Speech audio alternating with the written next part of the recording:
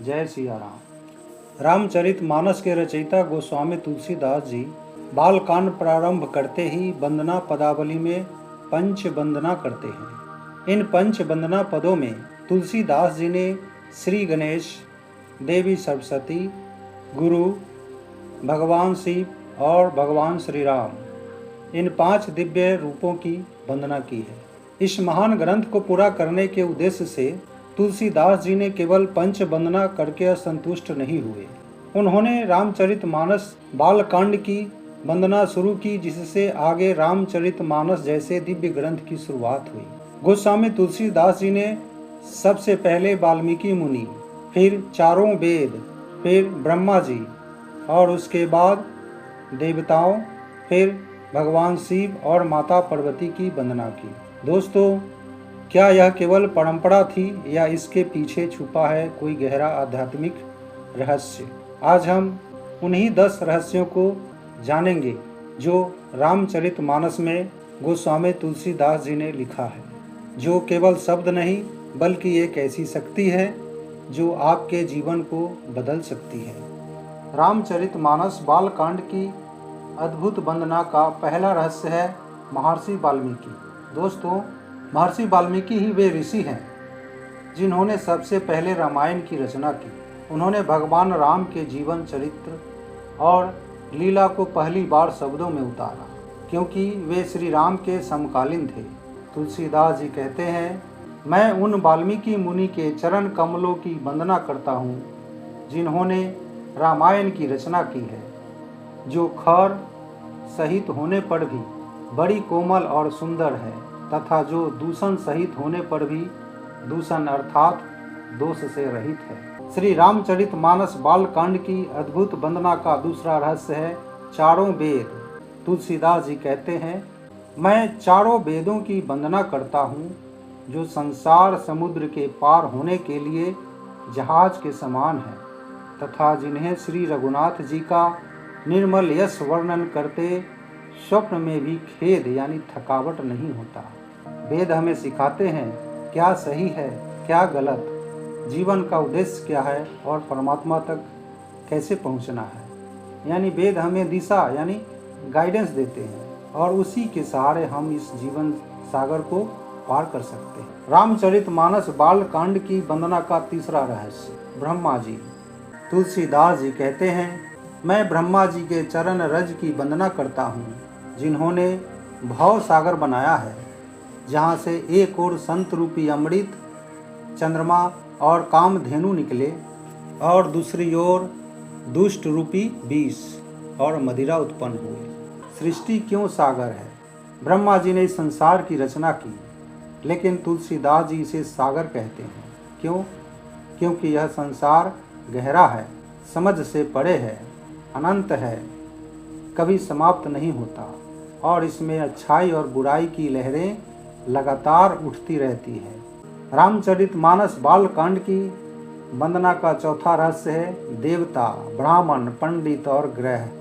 तुलसीदास जी कहते हैं, देवता, ब्राह्मण, पंडित, ग्रह, इन सबके चरणों की वंदना करके हाथ जोड़ कर कहता हूँ कि आप प्रसन्न होकर मेरे सारे सुंदर मनोरथों को पूरा करें।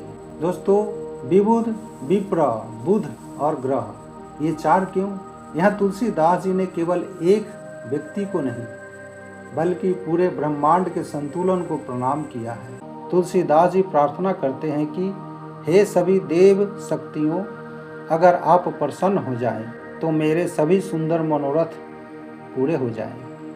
तुलसीदास जी कोई सांसारिक इच्छा नहीं मांग रहे हैं, वे मांग रहे हैं रामचरितमानस की रचना सफल हो, यह कथा लोगों के जीवन को बदल दे और सबके हृदय में भगवान श्री राम के प्रति प्रेम जागे।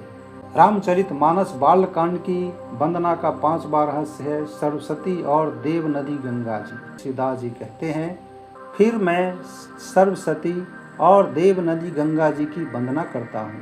दोनों पवित्र और मनोहर चरित्र वाली हैं। एक गंगा जी स्नान करने और जल पीने से पापों को हरती है, दूसरी ओर सरस्वती जी गुण और यश कहने और सुनने से अज्ञान का नाश कर देती। तुलसीदास जी यहाँ एक गहरा संदेश दे रहे हैं। जीवन में केवल शुद्धता, शुद्धता यानी गंगा जी ही काफी नहीं है और केवल ज्ञान अर्थात सरस्वती भी पर्याप्त नहीं है। दोनों का संग ही जीवन को पूर्ण बनाता है। रामचरितमानस बालकांड की वंदना का छठा रहस्य है भगवान शिव और माता पार्वती। तुलसीदास जी कहते हैं, श्री महेश और पार्वती को मैं प्रणाम करता हूँ, जो मेरे गुरु और माता पिता हैं, जो दीनबंधु और नित्य दान करने वाले हैं, जो सीतापति श्री रामचंद्र जी के सेवक, स्वामी और सखा तथा मुझे तुलसीदास का सब प्रकार से कपट रहित हित करने वाले हैं। अब तुलसीदास जी प्रणाम करते हैं भगवान शिव को, महेश को और माता पार्वती को यानी भवानी को। तुलसीदास जी कहते हैं, ये मेरे गुरु हैं, ये मेरे माता पिता हैं। इसका अर्थ है कि जो हमें ज्ञान दे वह गुरु और जो हमें संरक्षण दे वह माता पिता। यहाँ तुलसीदास जी एक अद्भुत बात कहते हैं कि शिव जी भगवान राम के सेवक भी हैं, स्वामी भी हैं यानी ईश्वर भी हैं और सखा भी हैं यानी मित्र भी हैं। यह दर्शाता है कि सच्ची भक्ति में अहंकार नहीं होता। कभी भक्त बनना पड़ता है और कभी मित्र की तरह प्रेम करना पड़ता है। रामचरितमानस बालकांड की वंदना का 7वां रहस्य है सावर मंत्र। तुलसीदास जी कहते हैं, जिन शिव पार्वती ने कलयुग को देखकर जगत के हित के लिए सावर मंत्र समूह की रचना की, जिन मंत्रों के अक्षर बेमेल हैं, जिनका न कोई ठीक अर्थ होता है और न जप ही होता है, फिर भी भगवान शिव जी के प्रताप से उस सावर मंत्र का प्रभाव प्रत्यक्ष है। रामचरितमानस बालकांड की वंदना का 8वां रहस्य है भगवान शिव की कृपा से कथा का प्रारंभ। अब तुलसीदास जी कहते हैं, वे उमापति शिव जी मुझ पर प्रसन्न होकर श्री राम जी की इस कथा को आनंद और मंगल की मूल बनाएंगे। इस प्रकार पार्वती जी और शिव जी दोनों का स्मरण करके और उनका प्रसाद पाकर मैं चाव भरे चित्त से श्री रामचरित का वर्णन करता हूँ। रामचरितमानस बालकांड की वंदना का 9वां रहस्य भगवान शिव की कृपा का परिणाम। तुलसीदास जी कहते हैं, मेरी कविता श्री शिव जी की कृपा से ऐसी सुशोभित होगी जैसे तारागणों के सहित चंद्रमा के साथ रात्रि शोभित होती है। जो इस कथा को प्रेम सहित एवं सावधानी के साथ समझ बूझकर कहेंगे, सुनेंगे, वे कलयुग के पापों से रहित और सुंदर कल्याण के भागी होकर श्री रामचंद्र जी के चरणों के प्रेमी बन जाएंगे। रामचरितमानस बालकांड की वंदना का 10वां रहस्य है श्रोता का फल सबसे बड़ा वादा।